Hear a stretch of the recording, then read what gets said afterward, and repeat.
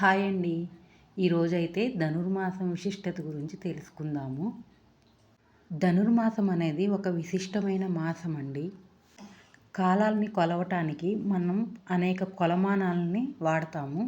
వాటిలో చంద్రమానం, సౌరమానం అనేవి ముఖ్యమైనవి.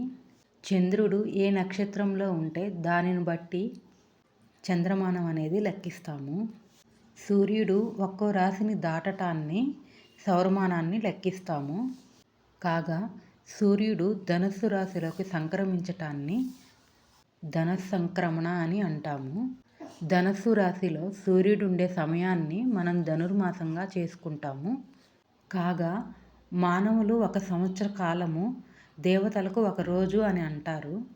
ఈ లెక్కన ఉత్తరాయణం రాత్రి, దక్షిణాయనం పగలుగా పిలువబడుతుంది.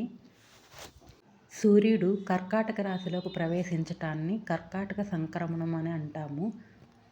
అక్కడి నుండి అయితే దక్షిణాయనం అనేది మొదలవుతుంది, అనగా రాత్రి కాలము.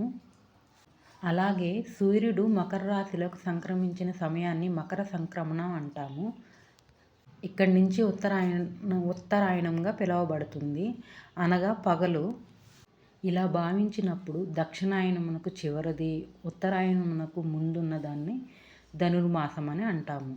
ఈ ధనుర్మాసం ప్రాతకాలము వలె విశిష్టమైనది, సాత్వికమైన ఆరాధనలకు ప్రధానమైనది గనక ఈ నెలలో విష్ణువుని ఆరాధిస్తారు.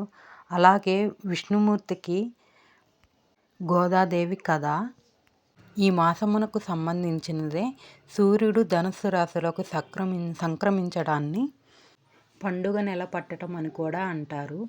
ఈ నెలంతా పెద్ద పెద్ద ముగ్గులతో, అలంకారాలతో ఇంటి ముందు పండగ హడావిడి కనిపిస్తుంది. Thank you for watching.